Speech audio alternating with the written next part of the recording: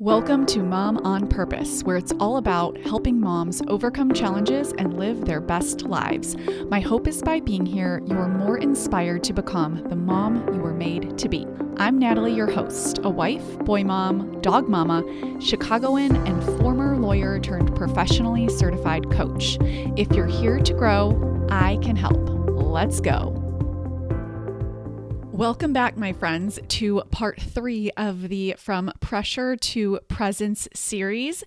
Today's episode is so special for you because I am sharing 7 ways that I've personally used these tools to become a more calm, present, joyful, and connected mom.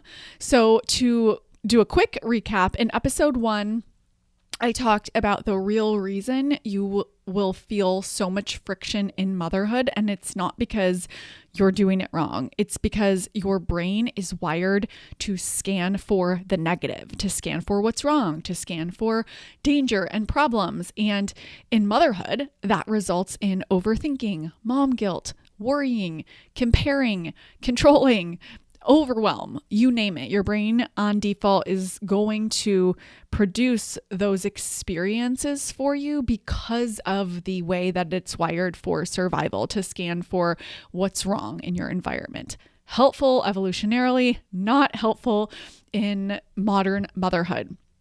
So I showed you how this is, simply how your brain is wired, and how the solution is brain management. It is learning how to change your thoughts. And that's exactly what I teach as a skill inside the Mom on Purpose membership. Episode 2, we looked at why getting more done is going to sabotage your connection and closeness with your kids. As high achieving moms, productivity, I think, comes naturally. We enjoy it. I know I do. I love getting more done. However, if you measure your success by output, you will struggle to connect because productivity and connection are like a yin and a yang. They're opposites. But if you're measuring success and your goodness based on how much you're doing, it's going to come at the expense of connecting with your kids, because connection isn't about output. It isn't about getting more done. So this really means redefining what enough looks like and letting presence matter more than productivity. And I teach this inside the Mom on Purpose membership in my Mom Like It's Your Job framework, so that you can set standards for yourself, so that you're not doing and wondering if it's enough. And that way you can really prioritize connection as a value of yours and an expectation that you have. And so it's something that you will create when you have the intention behind it to do that. Today, I am bringing it all together, and I want to share 7 specific ways that I've used these tools in my own life. So, a little bit more of my story here and a little bit less theory. So these are tools that I use daily. I have used yearly, and my life and motherhood is so much different because I use these tools. I mean, at the time of recording this, just recently went through some circumstances that I didn't anticipate, and I rocked it, my friends. Okay. I ended up traveling alone with my toddlers, and I didn't expect to do that. We had some unexpected things happen, and I rocked it. I really did. I was able to manage my stress, manage the overwhelm. I didn't go into panic mode or anxiety mode. I was able to, stay calm myself. I was able to embody confidence in a new circumstance. I was also able to implement parenting strategies that I know and am trained in and have been practicing for years with my kids and helping my clients with, over 2,000 moms now. And because of that, I was able to validate feelings and hold boundaries and travel seamlessly with my boys in a way that there is, without a doubt, no way I would have been able to do that, at least not calmly and confidently, and have enjoyed it. I actually enjoyed it without these tools. And so it's, yes, for the predictable day-to-day kind of friction that we experience in motherhood, but it's also for the circumstances that are kind of thrust upon us that we don't anticipate, whether that's just traffic and a delay or being late, on the smaller side of things, or something bigger like a diagnosis. It's like having the power to manage your mind, to stay calm, to think intentional thoughts, to make quick decisions that you feel good about without self-doubt and second guessing yourself, to feel like you're doing enough as a mom and have high standards that you want to do more for. I mean, there's just nothing better. Truly, there is nothing better. It empowers you to create the life that you want. And I'm doing that. And that's why I feel so passionate about these tools, because they have made such a difference in my life and in my clients' lives. So with that introduction, I would love to share with you 7 ways that I've personally used these tools to change my life. Number 1 is to intentionally create my identity. I am very mindful about what I say after I am. So you will not hear me say I am overwhelmed, or I am anxious, or I am spread too thin. You might hear me say, oh, I'm feeling some overwhelm, or I feel some anxiety. But that subtle difference is everything, because when you make emotions part of your identity, that then becomes what you live out. So for me, a huge shift has been to intentionally create my identity on purpose. And if there are parts of me or skills that I don't yet have or want to improve upon, I do it from my actions, not from my identity. So for example, you're not going to hear me say, oh, I'm a procrastinator and, I really struggle because of that. Instead, I would look at actions in this example and say, I noticed that the last few deadlines for work, I was late on. What's that about? I want to create a plan so that doesn't happen anymore. But I am so strong in my belief about the type of mom I am. And that's a human mom. That's not a perfect mom.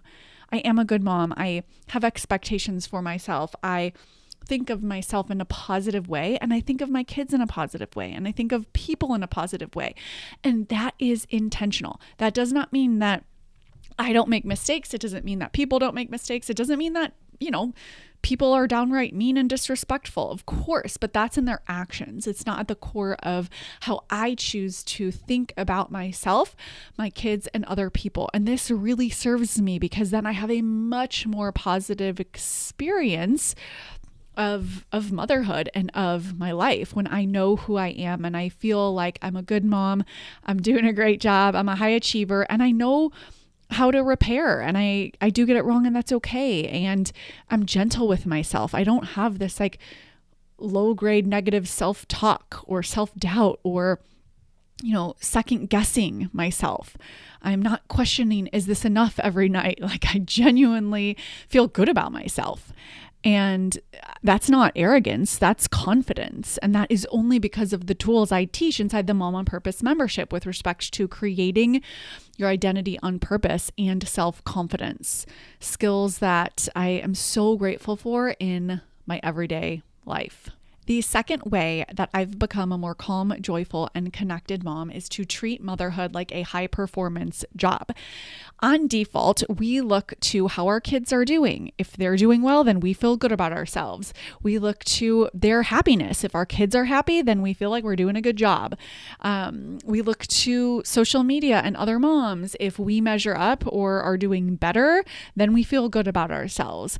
The problem with that is the inverse of that. When our kids are struggling, when they're having challenges, when they're unhappy or frustrated or exhibiting behavior we wouldn't choose for them or making choices we wouldn't choose for them, and we are, seeing that, our kids are going through challenges, we end up making that mean something negative about ourselves. And so in my Mom Like It's Your Job process, I remove all of that.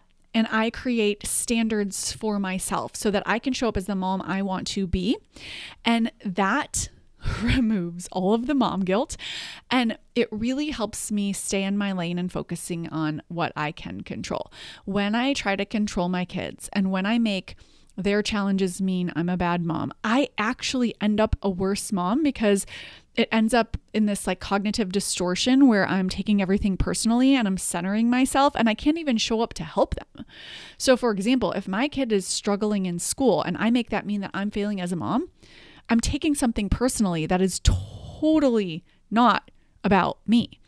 And then that blocks me from showing up as a good mom. I can't help my kid if I'm making it mean all of these things about me and making it all about me when it's not. And that doesn't mean that I go from making it all about me and feeling like I'm failing to not caring and apathy. Of course not. Instead, I just remove myself from it at all. It's not about me.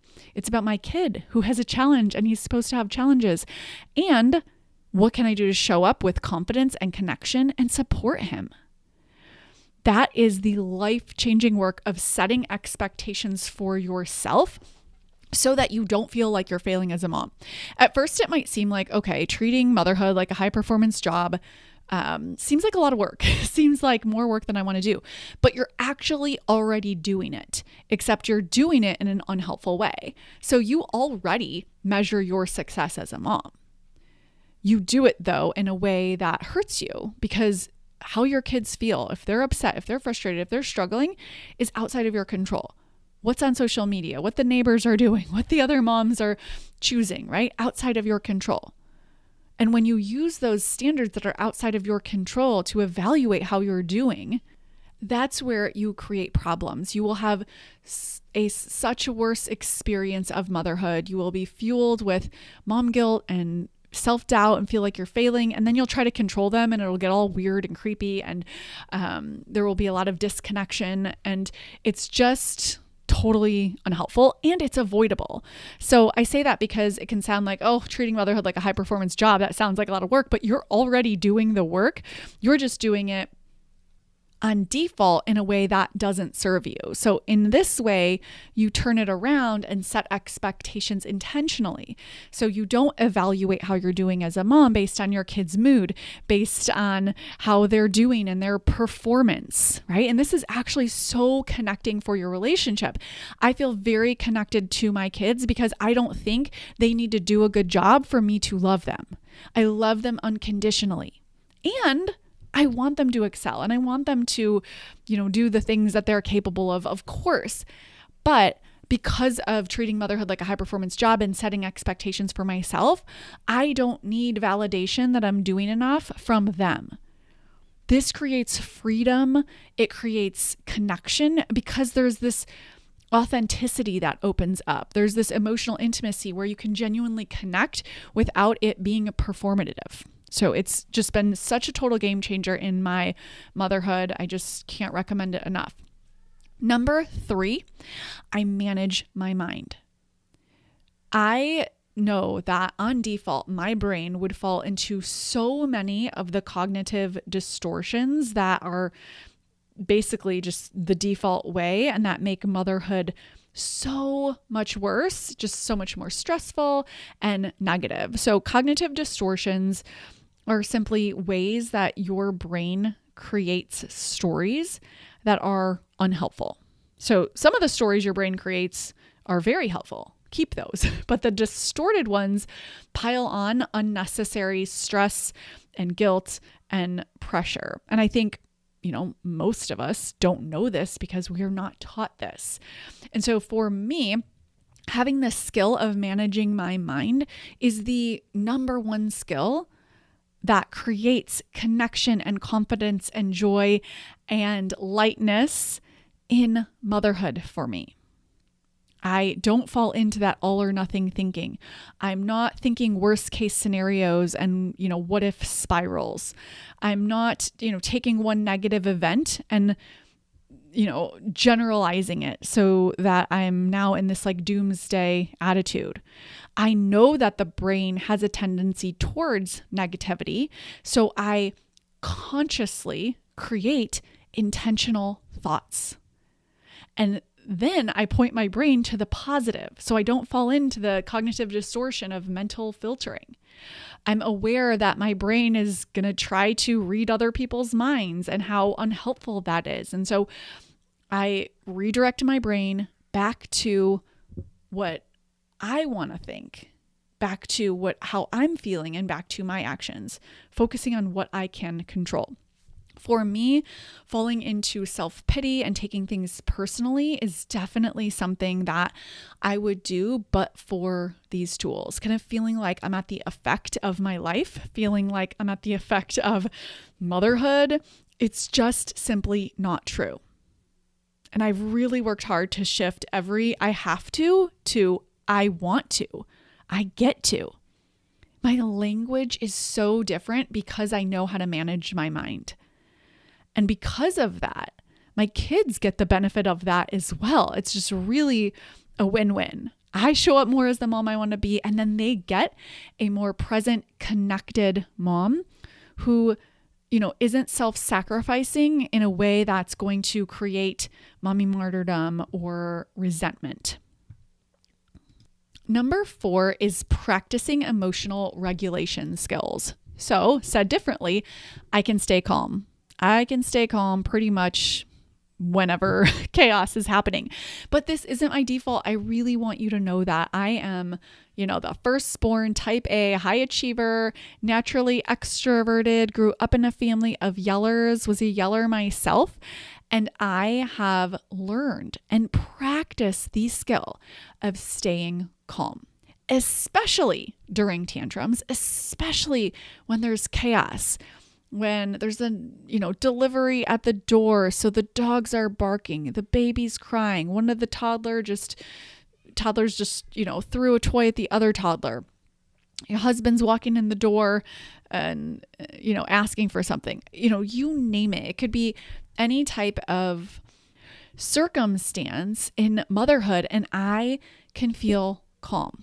Okay. This was not my default. I want you to know that. My husband and I joke that I'm the calm parent, and we joke about it because his natural disposition is very calm and chill and laid back. But when it comes to parenting, I am the calm parent. He gets more flustered easily. And I love that because it's just a testament to these tools. And we joke about that because if you polled our friends, for sure they would vote that they would guess he's the calm one, but it's just not true.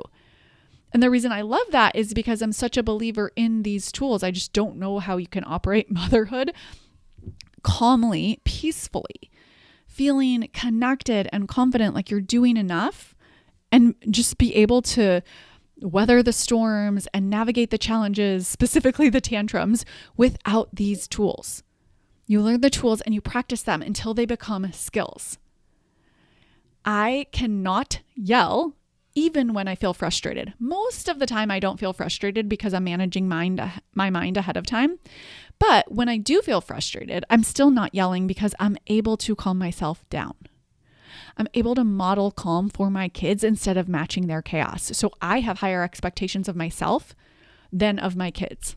That, my friend, will change your life. So when Robert and Henry and soon to be Jack is going to be old enough to be in there too, are wrestling and it's getting too wild and one of them gets hurt or is about to get hurt or they're screaming or it's, one of them takes it too far, I can hold boundaries firmly, but warmly and lovingly so that it's not from this cold, disconnected, overwhelmed place where then I end up yelling, or it feels punitive, like you're bad, you're wrong, you're not doing what I say. I never have those thoughts, my friends. And I'm still in there holding boundaries. It's not like I'm just, throwing my hands up in the air and saying it's a free for all, do whatever you want. Or, it's not like my kids are just, magic unicorn toddlers. They're not. They fight and there's tantrums and I can handle it pretty seamlessly. And I share that with you because I want you to know wherever you're at, especially if you're like me and your natural disposition is like go, go, go, and you're not really sure how to navigate tantrums and they feel hard for you, come inside the Mom on Purpose membership and get coached by me so that I can teach you the tools and you can practice the tools so that it becomes a skill.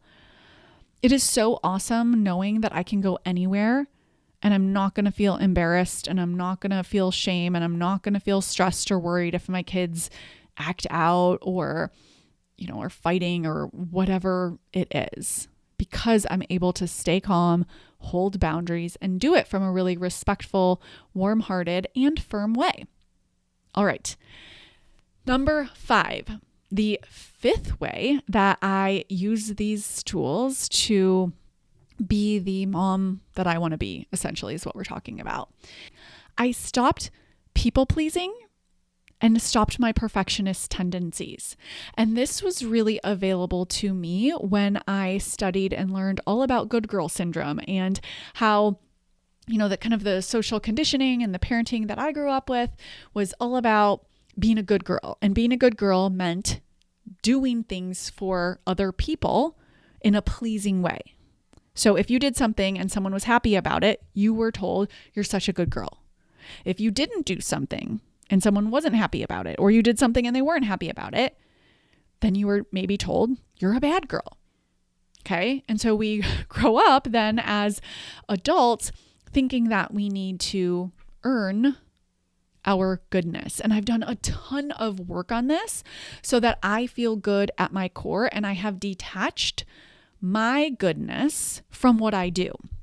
The best part of this, my friends, is that now I get to achieve and do more because I want to as a high achiever, because I love excellence, because I want to do my best, but not because I'm shoulding on myself. That's another cognitive distortion where it's like having these should statements about yourself and others. And I find that with respect to perfectionism, we have all of these should statements that kind of come from tying our worth to our productivity, and then layering on top of that the people pleasing from good girl syndrome, which is, I think of myself as good only if other people think I'm good, and other people think I'm good if I am doing things that are pleasing to them. And, how often do we send this message subtly? It's like, oh my gosh, how does she get so much done? She's a super mom. She does all of these things. And we validate other people's goodness based on how much they do. And again, this is not a knock on productivity. My friends, if you know me at all, I love to get things done. But I'm doing it because I like being a high achiever, not because I think I should, or that happiness is over there, or that I need to earn like validation, or earn my goodness, or earn, being a good mom, or earn my rest. So I've cleaned up the perfectionism and the people pleasing. So now it's just a good time. Like if you work on yourself just because you want to, and you acquire these skills just because you want to expand your capacity, that is a really good time. If you do it because you think you have something to prove, then you want to start working on the self-talk first, so that you genuinely can approach your relationships with other people, with your kids, with your spouse, with yourself, from a place of connection. True connection is not about getting something from someone. So if you're constantly doing around your house to get your kids or your spouse's approval, that's not real connection. I think of connection as being with, like the word with. I love that word. We do this effortlessly with babies. We also do this during courtships. So think back to when you were dating. There's no agenda. You're just like trying to get to know the other person. We do this with babies because they literally can't do anything. So we're like flirting with them, right? We're like doing all the little baby talk and smiling, and that's it. There's no agenda. And how often do we not do that in our everyday life with our kids and our spouse and our loved ones? We have an agenda. And so just notice that. Being able to connect with the people I love just because I want to connect with them is what it's all about. And I had to learn that. And there's no shame in that, especially because, from this whole series, hopefully now based on your brain's default wiring, that wiring for survival and the tendency towards negativity, on top of that good girl syndrome, on top of that kind of the tendency for us to attach our worth to our productivity, of course, it makes complete sense that this would not be the default, that just connection and being present would not be the default. But just because it's not the default doesn't mean you have to settle for that. You absolutely can learn these tools so that they become skills that you have, and it makes motherhood so much better. I'm so mission driven and passionate about this, and everything is over inside at the Mom on Purpose membership over at momonpurpose.com/coaching. That is truly where we take all of this work to the next level. I've had thousands of clients in there, and it's just a privilege to do this work. I'm so passionate about it because of how it's impacted my life. So anyways, let's dive into number 6, parenting strategies. My friends, I'm not going to go into every parenting strategy ever, but I do want to say that understanding how to validate my kids' feelings and hold boundaries with warmth and firmness is a skill that pays huge dividends. I'm not trying to control them. I'm staying out of get my child mode. I am very physically present and feel equipped to help them through their challenges, to help them learn tools to regulate their own feelings and to navigate relationships, starting with their siblings. If you have more than one child, you know what I mean. Sibling fights, right? My kids fight, and I don't see it as a problem. Doesn't mean I enjoy it. Doesn't mean that, it's the most peaceful, fun experience, but I'm not arguing with reality. I am in there holding boundaries lovingly and validating feelings and showing my kids that emotions aren't problems to fix, but are a normal part of life. Because when my kids are 30 or 40 or 50, frustration isn't something they graduate from. They will feel frustrated and they will know frustration. They will know how to process it. They won't need to escape their emotions. And that is a gift I give to them by doing the work myself. The parenting tools I have inside the Mom on Purpose membership show you how to stay calm, hold boundaries, and show up as the mom you want to be from a confident, connected place. I use them in my life, and they've truly been life-changing. Lastly, I embrace positive motherhood.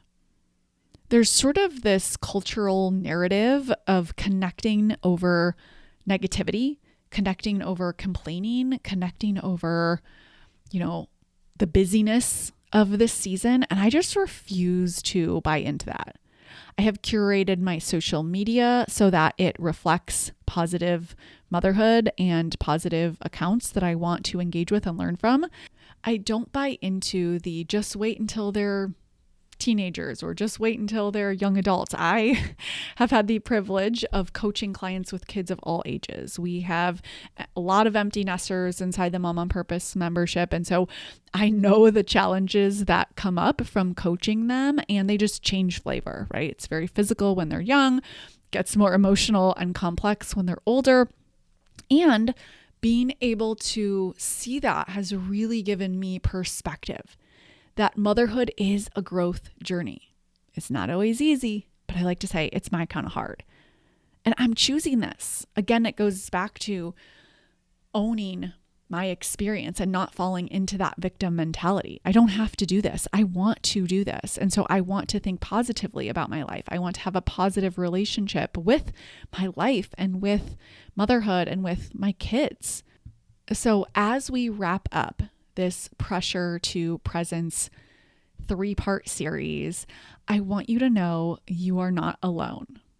You are right on track. If your life looks pretty dang good on the outside and you're really good at getting all of the things done, but you're like, I am not as good as feeling happy, feeling the everyday joy, feeling the slowness and the connection that you sometimes crave while still maintaining your, high achieving nature and doing all the things that you want to do. That is because of the way the brain is wired. It's because of how you've been taught from society and how you've been raised from the parenting strategies that used to be at the forefront. And this isn't about blame. It's just about knowing that how you feel right now, and if there's more friction in motherhood than you want, doesn't have to be how it stays. There are tools that you can learn to eliminate negative thinking and overwhelm, reduce anxiety and that negative self-talk, reduce and eliminate stress so that you can feel more joy and connection and confidence and purpose in your everyday life. I can't eliminate your challenges for you, but I can help you show up in a more calm, connected, confident way. There's no reason to be fueled by self-doubt, worry, anxiety, stress, and overwhelm. These tools are designed to help you thrive. So I invite you to join me inside the Mom on Purpose membership over at momonpurpose.com/coaching. I will see you inside. Thank you for being here and listening. Now head on over to momonpurpose.com/coaching to learn more about the Mom on Purpose membership, where we take all of this work to the next level.